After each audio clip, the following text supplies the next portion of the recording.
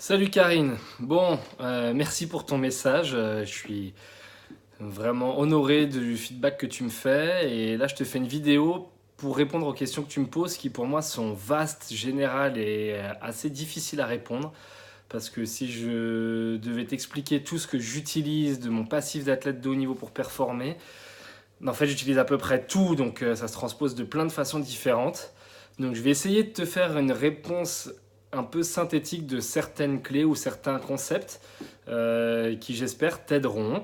C'est pas forcément ciblé par rapport aux questions que tu te poses là, mais bon, je te laisserai prendre ce qui te parle moins pour essayer d'avancer. Donc voilà, du coup, j'ai pris des notes, j'ai préparé, parce que c'est un peu costaud. Donc déjà, quelque chose qui est important et que je fais régulièrement, c'est que j'essaye d'affiner, de clarifier toujours ma vision à long terme. Qu'est-ce que j'adorerais concrétiser à long terme? Quand c'est une médaille olympique, c'est relativement simple. Dans ma vie d'aujourd'hui, c'est beaucoup plus complexe, mais du coup, j'essaye quand même d'affiner quelle vie de famille je voudrais, quel type de revenus je voudrais, comment je vais les gagner, avec quel type de personnes je voudrais générer mes revenus. Enfin voilà, je vais essayer d'affiner au maximum combien de temps je travaille, dans quel environnement, dehors, dedans. Je vais essayer d'affiner ma vision à long terme de qui je veux être et de comment je veux vivre. La deuxième chose qui est, alors là, c'est vraiment celle-ci, c'est une clé pour moi qui est vraiment hyper importante, évidente et que je transmets au maximum, c'est que je m'appuie toujours sur mes points forts. Je fais en sorte de réaliser les choses en m'appuyant sur ce que je sais faire de mieux. Typiquement, quand j'ai plusieurs choses à faire, je vais commencer par ce que j'aime le plus faire, parce que ce que je sais que ce que j'aime le plus faire, je vais le faire vite et je vais le faire bien. Donc vraiment, je m'appuie sur mes points forts. Donc ça veut dire que j'apprends à me connaître. J'apprends à voir quand j'apporte de la valeur. J'apprends à voir quand c'est facile pour moi.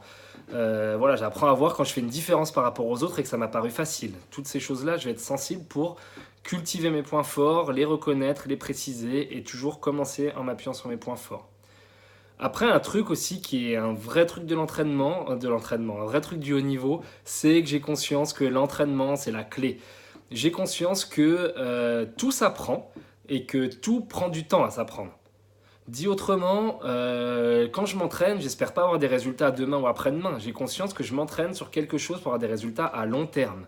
Donc typiquement, je vais commencer à m'entraîner avec beaucoup d'énergie sur là où je suis déjà fort pour exceller dans ce domaine et apporter une valeur vraiment différenciante sur ces sujets-là. Ensuite, sur le reste, je me dis qu'est-ce qui m'apporterait vraiment de la valeur à long terme pour progresser, apprendre, m'entraîner. Et si je suis mauvais au début, je sais juste que c'est une histoire d'entraînement et que je progresserai derrière.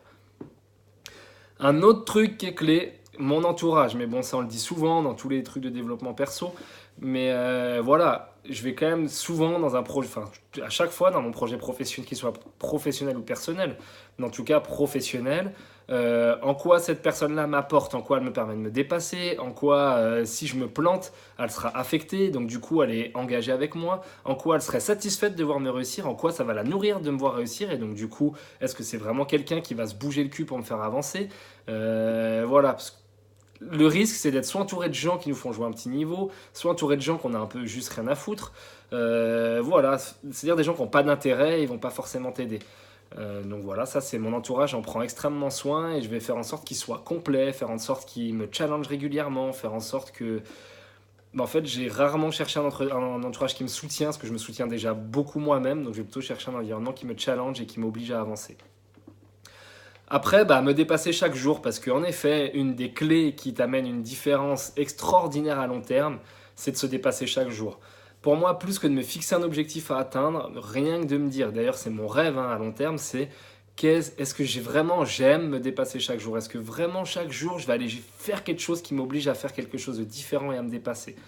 Pourquoi je fais ça? Parce que, un, c'est une clé pour exceller, et moi, l'excellence, ça me parle vraiment, c'est quelque chose qui me fait vraiment du bien, qui me fait vibrer. Et deux, parce que mes émotions, mes sensations, ma physiologie, quand je fais quelque chose qui me dépasse, ça me fait vraiment vibrer, j'adore ça, c'est un truc, c'est un peu une drogue pour moi, c'est-à-dire ce côté, je bascule, je vais dans le côté, je sais pas trop où je vais, je tente, c'est vraiment quelque chose que j'adore. Surtout que j'obtiens souvent des résultats assez inattendus et vu que j'aime les surprises, bah, c'est génial, j'adore me générer de la surprise. Donc voilà, et en fait quelque chose qui m'aide à me dépasser chaque jour, ça va être une des questions que j'aime bien me poser, c'est tiens, de quelle façon j'adorerais résoudre ce problème? En fait, j'aime bien cette question parce que, un, souvent, elle m'oblige à me dépasser. Parce que si je me dis que c'est quelque chose que j'adorerais, c'est que je ne le fais pas déjà. Donc qu'est-ce que j'adorerais faire et que je ne fais pas déjà? Donc là, ça va rechercher de la ressource au fond de moi. Et l'autre truc, c'est que souvent, si c'est quelque chose que j'adorerais faire, ça va très, très régulièrement, très souvent s'appuyer sur mes points forts. C'est rare que j'adorerais résoudre un problème d'une manière que, en fait, je comprends même pas déjà, parce que c'est pas dans mes points forts. Donc là, ça me permet de rassembler deux choses à la fois. C'est un, je m'appuie sur mes points forts. Deux, je vais chercher quelque chose que je fais pas déjà. Donc ça m'oblige à me dépasser. Donc rien que la question de quelle façon j'adorerais résoudre ce problème, mais en fait, ça me solutionne plein de façons, ça me solutionne beaucoup de choses d'une manière innovante et ça m'oblige à me dépasser. Step 2, c'est les questions que je me pose. Je me pose beaucoup de questions au quotidien. Et donc, typiquement, pour prioriser, c'est la question que tu te posais un peu ou que tu as l'air de se poser. Et comment je priorise? Et en effet, il y a des questions que je me pose presque maintenant sans réellement bien les écrire parce qu'elles sont devenues évidentes pour moi.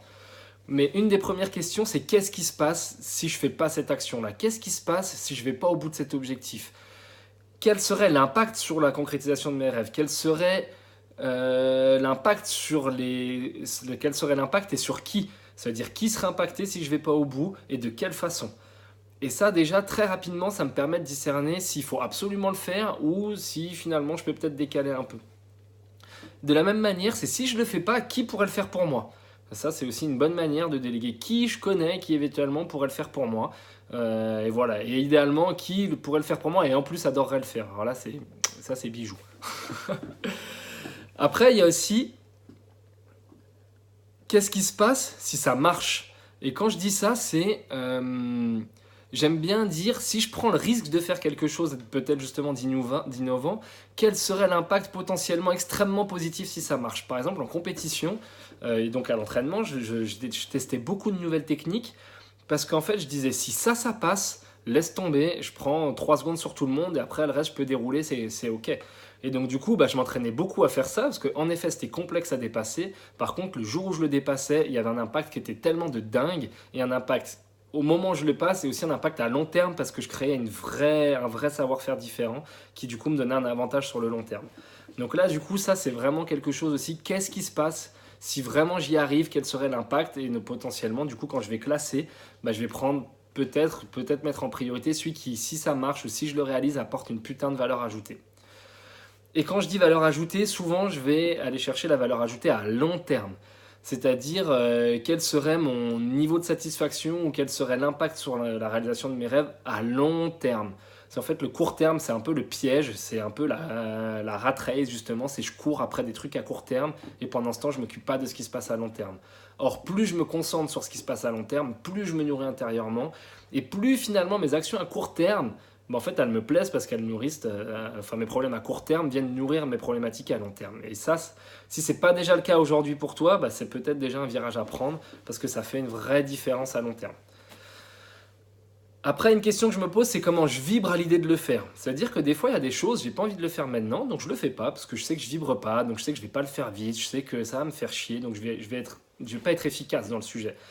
Donc des fois, il y a des choses que je vais décaler dans le temps simplement parce qu'il y a un moment donné où bam, là je vibre, je sens que ce truc-là je veux le faire, je sens que cette action-là je veux la dépasser, je sens que le fait d'obtenir un bon résultat, c'est maintenant, je veux voir ce résultat s'accomplir. Et donc plutôt que de le faire à un moment où j'ai dit qu'il fallait le faire et que du coup ça va me prendre du temps, je vais être mauvais, je vais plutôt des fois être flexible et me dire je le ferai quand mon cœur me le dit, que j'ai vraiment envie et que du coup au moment où je le ferai, je vais le faire extrêmement vite. J'ai une action ce matin typiquement que j'ai faite comme ça, où ça fait depuis le séminaire Libérez votre potentiel, je crois que je me dis qu'il faudrait que je le fasse, ça me paraît vraiment important mais je ne l'ai pas fait. Là ce soir je vais à un événement où ça me va m'être hyper utile, j'ai tellement envie de réussir cet événement et d'être présent que du coup je dis merde ça faut que je le fasse, je l'ai torché en 10 minutes.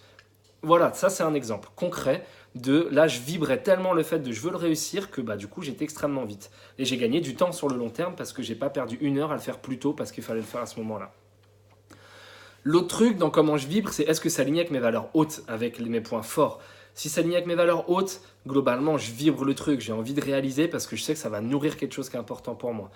Donc voilà, le fait de comment je me sens, comment je vibre à l'idée de le faire, comment je vibre à l'idée de le réussir, d'arriver au bout, en fait c'est un super indicateur. Après moi je suis assez intuitif et beaucoup dans le ressenti corporel, donc ça c'est assez facile pour moi de le faire. Donc voilà, après des fois chacun ajuste, mais en tout cas je te dis ce qui marche pour moi. Après, une question que je me pose aussi, c'est quel est le niveau d'importance pour mes clients, ou en tout cas pour les personnes qui vont bénéficier des projets ou des actions que je suis en train de vivre. Si j'ai plein d'actions à faire, bah finalement, dans toutes ces actions, laquelle aura un max de valeur ajoutée pour mes clients, laquelle aura un vrai impact sur les personnes que je veux servir. Bah voilà, typiquement, moi qui aime servir les gens, bah tout de suite, si je passe beaucoup de temps pour un truc qui pourrait me faire vibrer, mais qui finalement apporte peu de valeur à mes clients, bah rapidement, je me dis, ok, en fait, ça, je vais peut-être le passer à un autre moment. Voilà ce que je pouvais te partager. C'était 10 minutes, c'est long et crois-moi, j'ai condensé à mort parce que pour moi, il me faudrait, comme dirait David, il me faudrait 2 jours pour tout expliquer. Si jamais il y a des choses qui t'ont parlé, que tu veux un tout petit peu plus ciblé pour que ça devienne, que ça te corresponde à toi, je serais ravi de prendre une demi-heure, enfin même peut-être plus s'il faut.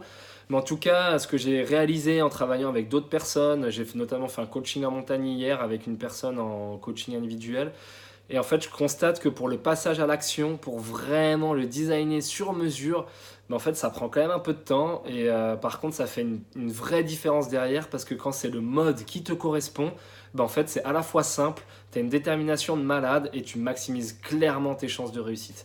Donc voilà, si tu veux qu'on passe un peu de temps pour le personnaliser, ce sera avec grand plaisir.